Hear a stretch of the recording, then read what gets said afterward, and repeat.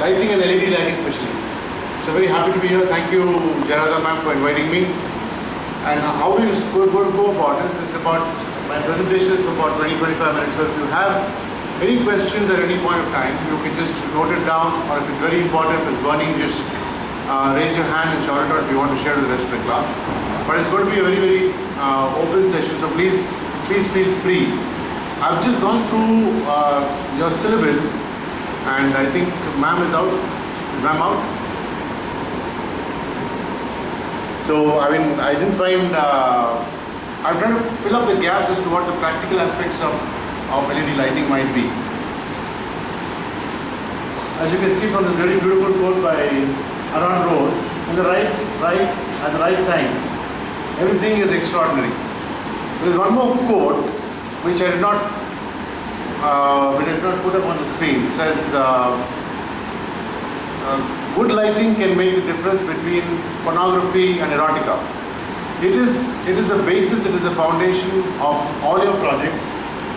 It can make a good project awesome and a brilliant project simply awesome. So we're just going to go into the practical aspects of okay, now from you, all of you here, can everybody tell me whether you think lighting is an art or a science? Come on. Sorry? I heard a mumble there. It's a mix of both. It's a mix of both? Anybody else with a different viewpoint? Yeah, it is a science. It is definitely a science because technology has advanced so far, like electronics, like everything else. It is a science now. But the rendering of it, the mix of it is really an art which you students are going to learn and master, hopefully master. Because we've been seeing projects all along, and we find that a lot of architects, a lot of practicing, even senior architects, are not able to relate to lighting. They're not able to make their project look brilliant at the end of it because of bad lighting decisions, because they've not kept themselves abreast with the latest in lighting technology. So definitely it's a science. It's very technological now, but the rendering of it, what we're going to speak about, is an art. Another thing is that like your project, a lot of things can be for lighting, a lot of things can be spoiled by not only bad decisions at the architectural level. It can be by a bad contractor, by a bad vendor. Sometimes the client is your worst enemy, the client's wife is your worst enemy, because they want their own ideas. They say this is the latest, like this is how an LED came in. Everybody wanted LED lighting, it was just a craze more than anything else, without realizing as to where you want to or where you cannot, where you need to use it. It was without that. So it's important to understand the basics. Okay, now this is what the evolution of lighting. Modern lighting has been around here for 200 years. Earlier it was the rich people who could afford it. It was basically candles translated into fixtures. That is why we have this term called candelabras, or later it was made into chandeliers. So it was only about 0.25% of the world population which was using artificial lighting. Artificial lighting has been here around for about 200 years. Now if you break it up into the first 180 years, there has been more transformation in the last 20 years than the first 180 years. There is more transformation expected in the next 10 years than the last 200 years. So all of you guys, I think all of you graduate 2017, 18, 19 maybe? 18. So it's going to be, it's a very exciting period of your life. Now it is an underrated field. So just to move on about the evolution of lighting, first there was the candle lamp which was used, and then they had these chandeliers which they used to use. Then Thomas Alva Edison invented the incandescent lamp. Before that, of course, the gas lamp period was for a period of about 20-30 years, mostly in Europe and America, didn't even reach India. In India we had our very humble kerosene lamp which was used for artificial lighting. And then came the period, I think it was a period which they not saw much about, a very boring period in lighting history, the period of the bulbs. After we invented the bulb for about 40-50 years, we used only 2 or 3 of these variants. We used the bulbs, we used the tube lights, which I can still see in your display, and the HID lamps. HID lamps are nothing but high intensity discharge lamps, but all the fixture families have emanated in the last, I'm talking about, forget about the last 20 years, the period 30 years before that.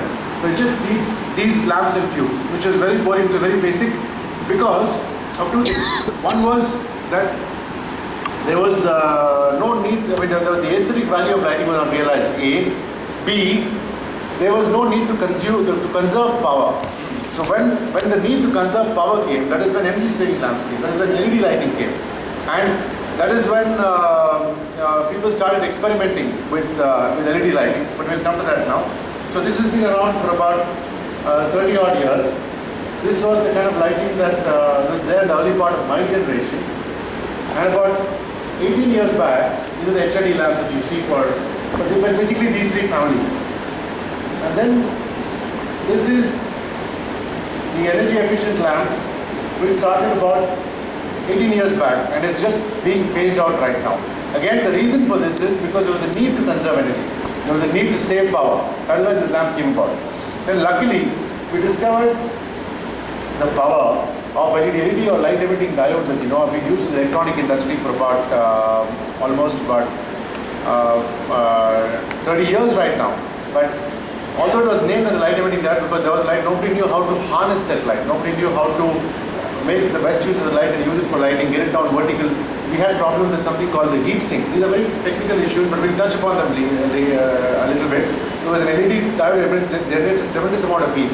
So that also has to be harnessed and it has to be diffused by what we call heat sinks. Now these are the challenges in the early form of lighting. Unfortunately, we've got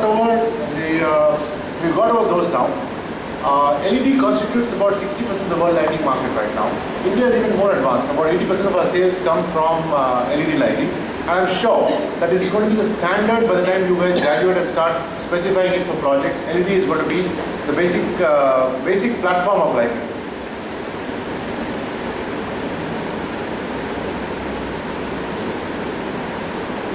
I'm just going to touch briefly upon the kinds of lighting.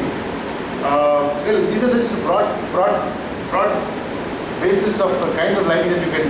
The main reason to study this is for you to find out about the degree of protection your lighting needs. We call it the IP rating, which is the ingress protection. Just note this if you want to when you go. It is compulsory to mark this in products overseas. In India also the rule is coming in. The IP rating of the ingress protection. So don't get confused when you look at that. It is on a scale of 1 to 10, where the first digit denotes protection of that particular fixture against dust, and the second digit denotes the protection of that fixture against moisture. So if you come across, for example, an indoor fixture, this fixture would be an IP40 fixture, which means it is protected against dust, because dust getting in damages the chokes, damages the internal workings. It is 4 protection on a scale of 1 to 10 against dust. It is 0 protection against moisture, because there is no moisture expected in this room. If you go to a fitting fixture which you use for a portico, you might want to go in for something which is an IP44 fixture, because there's going to be lashing there. If you want to put in something in the garden, you might have to go in for an IP55 fixture, because you have to protect against dust and also moisture. If you're putting a fixture under the ground, then it has to be an IP56 fixture, because of the moisture under the ground. If you're using something underwater, then you need an IP65 fixture, because 6 against dust and 8 against water. You don't want your fixtures to be getting water inside a pool. Another thing is very important note, which we still in India are taking a risk with. All underwater fixtures have to be 12 volts. So in case there is we've had incidents in this country where people have used 220 volt fixtures and people have actually died in a pool. Fortunately, these norms are just coming in enforced by the government. We're getting the BIS standards down. But this is something that you have to look out for your projects, in their projects. See, lighting comes as a fact in the project, and the budgets are exhausted, the architects are tired, the clients are tired, they just want to get on with it. But it's very, very important for you to plan it earlier on in the project, so that the final finish of your project, because ultimately, let me tell you, the client is going to get away with it, the project is not good, but it is your name as budding architects which are going to suffer if the lighting is bad or ill-planned. So it's better to just put all these things together and have a mock-up before, and then go forward with your project. So the indoor lighting we talked about, all these are indoor fixtures. That's the broad sub-classification. Now when I say indoor lighting, it means homes, offices, anything, anywhere which is indoor. The treatment of this, so protection is different from the outdoor, which we're going to come to now. And then there's the outdoor lighting. Outdoor lighting also, there are 2 types. One is the common lighting that we have for car parks, let's say. or for common areas which are outside, entrances, foyers. Those also come under outdoor lighting. And then there are outdoor lighting for specifically for landscape. Specifically for landscape, which asks you to highlight beautiful features of the landscape. This also, just two examples, Chennai and Bangalore, for example. I see a lot more architectural lighting outdoor being used in Bangalore than even in Chennai, because even the people are not aware of beautiful things that you can do with landscape lighting. We sell a lot more of landscape lighting in even Bangalore or Cochin than in Chennai. And then there is the specialty or task lighting. An example would be if you use it for flame proof for certain industries, or you have something which is alkali proof or certain chemical proof for certain lighting. Those also have to be planned out, because otherwise the fixtures are going to be. We've had a lot of complaints because the wrong lighting is used and then there are failures because of that. There is the task lighting and there is the accent lighting. Accent lighting, now that is a very underused form of lighting that I've seen. You can make the entire project have a certain lighting, but to achieve focus on certain areas, accent lighting is very important.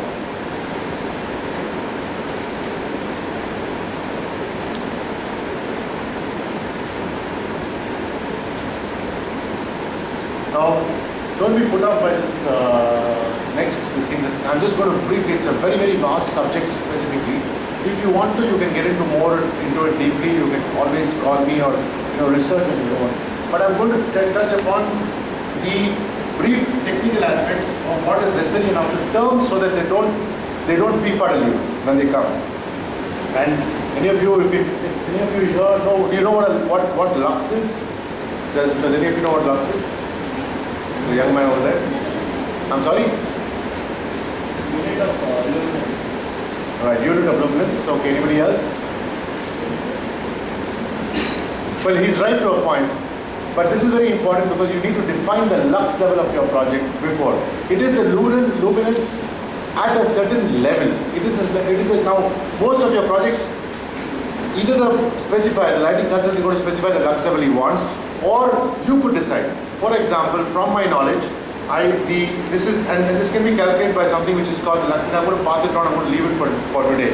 It's something which costs about 1,500 rupees and it's easy to get. It's called a lux meter. Now, lux is, if you define, now for example, the lux at your desk now is about 100 and 110. The rows behind, maybe it's about 300 to 400. Now, having said that, this is the degree of light. Now, you will see the lux level here is about 120. At your desk is about 80 or 90. At the ladies, the last desk is about 200 and 250. So you need, in this classroom with these lights on, the lux level would be about 400. In an office, what is the minimum is required is about 500. So now can you tell me, with all that in the background, what would the lux level be in, let us say, two places? Let us say, for example, a departmental store. What would the lux level be? What is the departmental store that you have, Spencer's or whatever? And what would the lux level be in a restaurant which serves fast food, like let's say Subway? Can anybody tell me? Just take a wild guess, or with these parameters, with these reference points, can anybody tell me? Departmental stores. I'm sorry? Departmental stores. Yes. Maybe Around 1,500. Okay. And in a restaurant like Subway? Go ahead, just take. See, if you get the right answer, you get this lux meter. But I'm going to know whether the answer is right or not. So just go ahead. Subway is always well lit with lights. Yeah. Maybe 900 to 809. Good. Okay. Can anybody guess? Now your lux level here are 200. Can anybody guess if I take this lux meter outside on a reasonably sunny day like today, what would my lux meter reading show? I'm sorry? 2,000? Anybody else? Any other guesses? Now this one gets the prize. 8,000? Anybody? Any other guesses? Just one more guess before I move on. Any other guesses? 10,000. Okay, you'll be surprised to know, so was I when I heard this the first time. If I take this lux meter outside, these are the kind of the lux. It will show me a reading of 1 lakh plus, of 100,000 plus. That is how powerful sunlight is. That is how powerful sunlight is. And for us, for you, of course, when you design a green building project, it's very, very important. The daylight hours, it is in the daylight hours to use that, harness that sunlight, because it's 1 lakh lux. It's a big revelation. And for us, in the lighting industry, the sun is our biggest competitor. Well, anyway, you can't use it in the evening hours, so that we just need, if you need that, if your people are used to, nowadays we have 24/7 offices. So people need that equal kind of lighting, otherwise it has a lot of psychological problems. So it's very, very important. This particular aspect, to understand the lux level is very, very important. I'll give you a few examples of lux levels that, for an office, it should be, minimum is 500. People are cutting down on that. Ideally is 750. For a departmental store, it should be 2,000. American departmental stores go up to 6,000 because they feel more light attracts more customers. A restaurant like Subway, it should be about 1,200. You're right there. And nowadays the concepts are changing. It depends. In a restaurant which is a posh upscale market, the lux level should be about 300 or 400 because you want people to relax. This has got nothing to do. This has got nothing to do with LED because lux meter is going to work even outside. It will work under a tube light. It will work anywhere. Now again, it's very deceptive. If I take this lux meter closer to the light, it shows me more. If I take it here, it shows me less. So you have to know as to that particular project where is the level. For example, in a sari shop, the lux meter is going to be at the counter level where the saris are in display. At an office, it is going to be on the table when people are going to work. At a store, of course, you can enhance the lux levels by pointing out to your shelves. But this is what the lux, this is what a lux levels mean. Lumens. Anybody can tell me what lumens means? Okay. Lumens are the exact. It's a measure, the measure of radiance, which is on all products they have, and this can be calculated and declared by the manufacturer in a photogrammeter. So it's a technical thing. So don't confuse the two. What you need to know, more important, what is the lux level required for that particular project. The lumens are going to be mentioned in the box. So you have to make a calculation between the lumens to achieve your lux levels by using different kinds of lighting. Clear so far? Now, for example, I don't know if you can read that board icon. My eyesight is bad. So lumens. For example, for the standard, you can say what a 40 watts would give you, an LED and 8 watts would give you, a CFL and 9 watts would give you, and a halogen. And you know these halogen lamps, those crisp lamps which consume a huge amount of power. In some states, in the United States, they've been banned because they can't afford them. But they're brilliant in terms of the light output that they can give. So sometimes it is not all about power saving. You may need to have a balance for a particular project, saying that you are sacrificing the wattage consumption for the crisp light that is needed at that place. For example, a 5-star hotel. Now, most of the time, this relation between the crispness of lighting and the kind of lighting is always a balance, because most of the energy saving lighting, a lot of them, not most of them, a lot of them don't give out crisp lighting. So you may have to make a balance there and make a judgment for yourself. Then this one is rather important, the CRI, or it's called the color rendering index. This can be measured by something which is called an irradiance meter. This is not so inexpensive. This costs about between $1,000 and $1,500. But you can ask your manufacturer or the vendor that they take it from to give a CRI rating. Now, what is CRI? Can anybody tell me? Anybody knows what CRI is? The color rendering index, or what it may mean in artificial lighting that you're talking about? Okay, I'll give you a small example. 100 is your base mark. 100 is ideal CRI. This shows the trueness of color. Now I cannot make out from here because you don't have whether your shirt is black or blue or grey. I cannot make out. Now this is just one part. Now you need a high CRI, especially for products, because you see this first picture, the 40 CRI, the second picture 60, the last is 80, and the last one is 100. 100 brings out the trueness of this model's tone, the color of her skin, the flush on her cheeks, and it is similar with projects, with food, with products, with food items. So it's very, very important to know the CRI. Now, again, I was telling you a good example of halogen lamps. They have a high CRI. 100 is your standard. 100 is very good. Your tube light gives a CRI of about 50. It doesn't, I mean, nothing looks nice under it, nothing looks posh under it. An incandescent lamp gives a CRI of 60. A halogen lamp gives a CRI of 80 plus. A panel light gives you a CRI of 60. LEDs, when we started off at 70, now that is a challenge for us in the industry to increase the CRI levels, to bring the crispness to lighting. It has got nothing to do with the wattage, but it is the color rendering index. It's very, very important for you to know when you judge a particular product. Otherwise, a lot of, one classic example I'll give you, with bad CRI. How many of you have been here to the Express Mall, Express Avenue? I'm sure all of you have been. Good. Look at the Express Avenue on what is that? The Express Mall. Yeah. You go look at the common areas of lighting. There are two things that they've not planned for. One is a terrible CRI that they have. They have a CRI in LED of 40, which makes people look girlish. You notice a person walking down, he looks, the skin looks bad. So when you walk out from a store, we know because we're professional. For you, it's going to be it's a very bad plan. When you get out, the levels of lighting are the CRI is going to be so bad that you don't feel like continuing. That was the aim. Now he spent so much on that particular mall, but he's gone wrong with the lighting. The CRI, that's what CRI means, color rendering index. Luminous efficacy is nothing but when you decide your lumens, the kind of wattage balance that you have lumens. A 60 watt lamp, how many lumens does it give you? Or 10 watts LED, how many lumens does it give you? But this is for your energy audit. This is for when you go out, companies especially are going to demand from you as to what is my current bill going to be. Current costs are at 8 rupees for commercial right now. It's going to be this was the reason that it came in. That was the reason that LED lighting came in. This was the reason for which you ask when you buy a motorcycle or a car, the mileage bill. That is going to be very, very important. All of you have to study energy audit principles. I'm sure you have it in your car, so it's very easy to research. But that is about the luminous efficacy. And then you have the color temperature. Can anybody tell me what color temperature means? Anybody? No? Color temperature is the kind of light. Easy definitions or common man definitions would be that light over there is a yellow light. I'm sure this tube light is going to be a white light. But these are ranges. What we call the yellow light is 2700 degrees Kelvin. Now the commercial, we have lighting up to 8000 levels.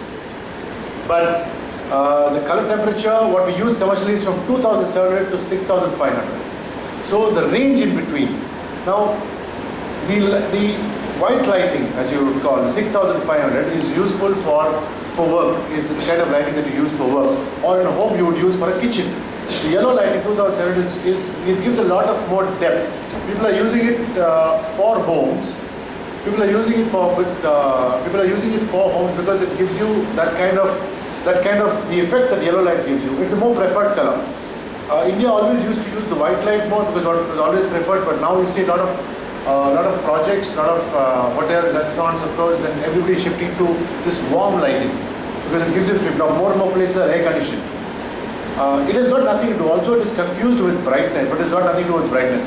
A yellow light can be equally bright, but just because the color temperature is 2600 degrees Kelvin to 6500 degrees Kelvin does not mean that it is 1/3 the power.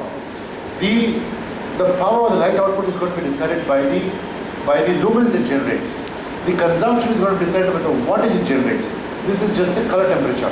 Now when you use that, now you can decide as to how you want your end project to be.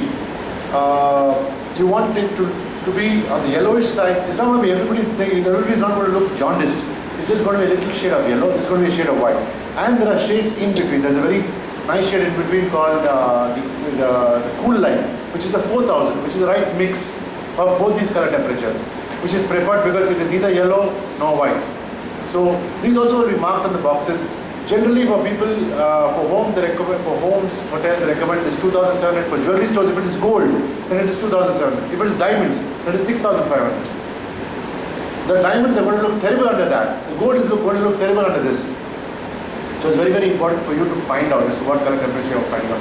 This will come to you with experience. Of course, there are charts available as to what, and these also create different kinds of moods as to what. Now you have multi-function lights where you can alter the color temperature as you go along. You can alter the color temperature as you go along within the same light. So it gives you different moods. Now, the last part, I give you a classic example. This is the wattage first. Wattage is nothing but the wattage is consumed, so you're going to be careful about it what you use. The last part, very important, depreciation and recycling. Again, with all respect to the Mall Express Avenue, again there's something we have not planned. Every lamp has a life cycle. The incandescent lamp has a life cycle of 1,000 hours, after which it burns out and you replace it. The tube light has a life cycle of 2,000 hours, burns out, replace it. The halogen has 800 hours, you replace it. LED lighting doesn't go bust. It depreciates over time. It depreciates over time. So it's very, very important. If you want your project to look alive after 10 years, after 5 years, it's very important for you to inform your client as to how long you plan for the lighting to work and then replace the product. Because it is going to again, classic example, Express Avenue, we have not replaced it since 5 years. If you see the light level, when it came on opening day, it was all brilliant. But right now, when people go to it, it looks absurd, it looks ghastly. Because it is high time they have to replace this particular product, because the life cycle is over and the CRI needs to be better. So that's very important, but people ignore it. You'll also need to, now for example, now that I'm going to split it into the segment wise into what plans you might need to make for lighting for homes. For example, you have to decide as to what kind of a home it is, whether it is a high-end home with a lot of visitors. Another small tip is, for homes especially, you can have two variants of lighting. One is the common everyday lighting that you need, and also what I would call the weekend mode, the celebration mode, or the family mode, or the party mode, or whatever. So that it gives a little bit of, it makes it less boring on times when you want to, when the family wants to switch on, they're having guests over, they can split up to this thing. They can split up the lighting. It's very important for you to again plan it for the entire project altogether. The implementation can be done in phases, but it has to have a flow. It has to have a moving from one place to the other. So this is lighting for homes. For offices, mostly because you will be using false ceilings because of to get better air conditioning efficiency, it's mostly 2x2 or 4x4 general fluorescent lighting with a little bit of task lighting at the reception area, at the cabins where you need specialty lighting. You have a lot of these stand lamps that you use for offices. Then we come across for parks. Now, solar lighting. Solar lighting is an interesting concept because right now it's coming in because people are again asking for solar because of energy efficiency. Let me tell you, solar lighting has not come to a decision of an economic decision, in the sense, for the user of solar lighting, he is doing it or he has to do it because of his corporate responsibility or his personal responsibility that he feels. So the prices of solar lighting has not come down to the level where it pays for itself. A lot of people market it that way, but that's not really true. And now what we have is the integrated solar lighting, which means that solar panel is integrated in the light itself. Now there's a limitation to that. It's mainly used for street lights because the panel is only going to be so much of a size. So you need to have a backup plan. You need to have regular electricity supplying in case on rainy days when the lighting is a little low. So that is for parks, especially solar. Lighting for warehouses and factories. Well, this kind of lighting is also used in mega stores right now. Stores for brands like Reebok, like Levi's. When they have mega stores, sometimes Levi's has got outlets of about 10,000 square feet where you just come and pick up your this thing. They paint the ceiling black. I believe it's called that kind of architecture is called brutal architecture. And they use these high bay lights to have a general lux level all around your warehouses or factories, or even these kind of things. Then arena lighting. Arenas are nothing but stadia. Again, LEDs plays a very important role because they're huge lights. You've seen, right, the cricket stadium, the football stadium, they use huge lights. What you need to plan for is that the lighting comes on pretty fast. And that was the problem with MetLife light. It used to come on very slowly. The game had to wait for it to start. LED comes on instantly. Again, you have to look at the life cycle so that you change, so that lux levels are not down a lot. And then the lighting for commercial places, I would say hotels and restaurants, and also for shopping, for theaters and malls. But this kind of lighting is very, very important for you to design in such a way that it becomes that the lighting is unobtrusive and it's attractive, because the client's client of the thing, he wants a return for his money's worth. These kind of things are very, very important to plan. Depends upon, like I say, a subway might have a level of 1,500 to 2,000. A restaurant, a regular family restaurant or a couple's restaurant may have a lux level of 300 to 400. A subway might want a white, which is what color temperature. White is what? Everybody was 6,500. But a family dining restaurant might want a yellow, which is 2,700. And a store like a Spencer's might want 4,000. So it's very, very important for you to find out as to what, interact with the client, show them the samples, and then get it going. Well, these are the kinds of lighting segment-wise. And yeah, one more public lighting, for example, for university, for libraries, where the emphasis has to be, the fixtures have to look good, it has to blend with the, now this is getting more and more challenging because now earlier there was a lot of these decorative fixtures.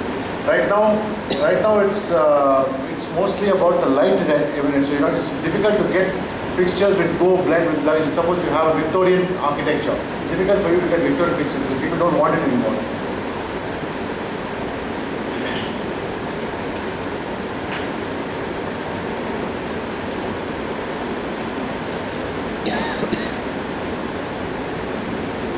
Architecture lighting we already spoke about. For monuments, again, right now you can play a lot with the color, you can play a lot with more. Now the latest range in the US is for big buildings, they have these color changing LEDs. Here we tried in Qumran stores, like for every week they have a different color on the facade. Qumran stores is there. Now we want regular people who pass by, regular people to come again and again.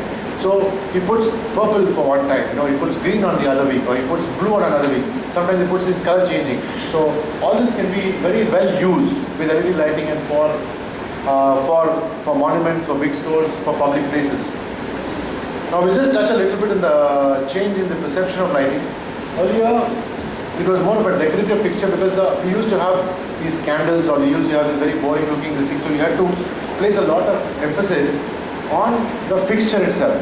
All of you have seen this. Today the trend has changed. You can do much more with what we call, it's called the lamp sources. So you don't need the concept, the importance of fixtures has gone down because it's about the light which comes out from these fixtures that we give, especially the LED lighting. Now it's more and more functional, of course, but you still need to have a little bit of chaspa, a little bit of kick in your projects, which comes in by these forms of architectural lighting. So you can do, the planning has to be in two phases as to what kind of lighting that the client needs and what kind of fixtures you need to make it look good. Another advantage is, I was just talking about the color temperature. Use color temperature for drama, for listing. Now, besides these primary colors, 2,700 to 6,500, we have what is called the RGB, the red, blue, green. Red, green and blue. Now you know that a combination of these colors can bring out a million other colors. And all that today, now we have lighting automation systems. I have an app now, I'm controlling the screen with my iPhone. I have an app on my iPhone which controls about a range of our lights. From any Android or an Apple phone or any smartphone, you can control the light, including the color temperature. You want to dim it, you want to take it up, you want to change the color. Now this technology, luckily it's all about mass production. So what would cost maybe $100 today would be costing you $50 the next year. It will be calling you, it's like just like mobile phones, $10 2 years from now. That's why it's very, very important for you to keep abreast with the latest in lighting, especially. Use color temperature for drama. These are all color changing modules. These are just a spot spectrum of LED lighting that I'm just going to take out. That is basically what we have is that is our company and brand. I just pulled it out of another presentation. Basically the bare lamps, which means now the older lamp substitutes like halogen lamps or like incandescent lamps this is for replacement markets, where the old project, where the customer or the client just wants to change these particular lamps alone. Like big stores, they don't want to change the fixture, just these lamps. And then you have what we call the spots. The spots are fixtures to accentuate lighting. Now, if you want to have something which is just pointing at this one, then you use a spot lamp. Used especially for jewelry stores, cabinets. or even lift spoilers, where you just want to take the emphasis on one or two things. We have something called the chip on board. The chip on board is nothing, LED lighting, like I told you, needs a heat sink. Now they've been made possible to combine the chip itself along with the heat sink to make the fixture even smaller.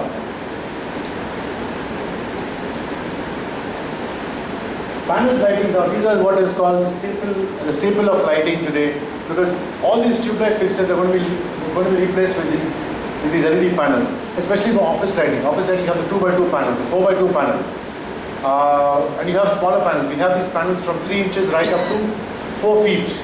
So this can be your staple lighting around places which need basic lighting.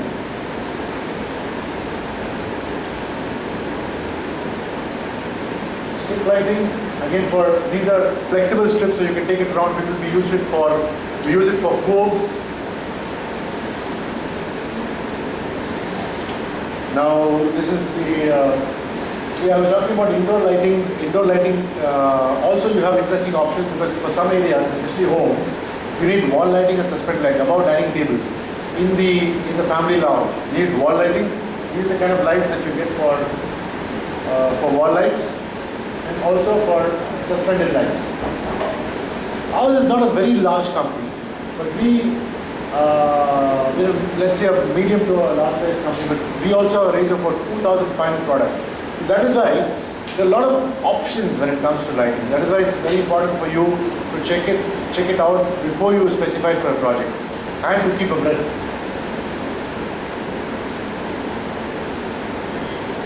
Outdoor lights, we've spoken about the indoor protection. Now, outdoor lights can be wall lights which you use for your project all around. Floodlights is for basically for yards, or even for elections, or generally outdoor areas where you want inexpensive lights just outdoor place. And we have what is called the next slide. This is the standard floodlight, and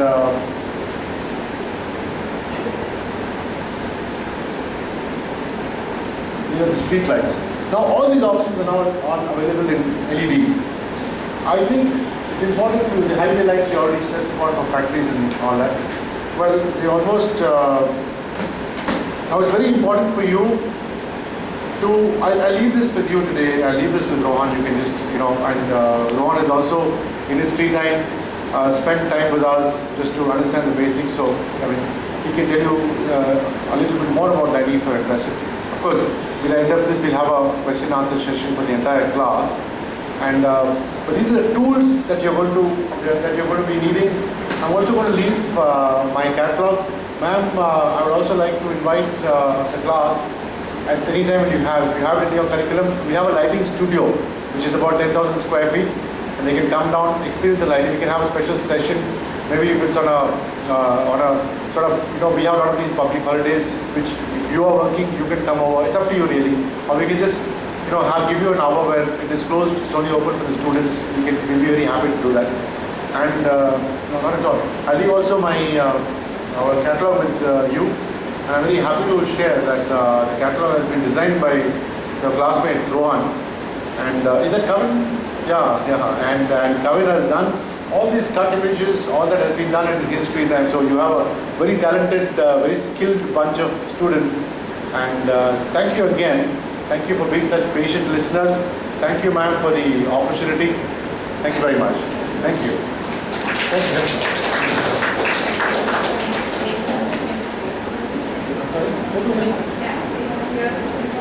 Sure. And before that, do you have any questions? Anybody any questions?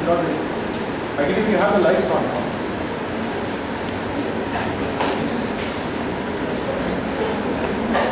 Now the lights on.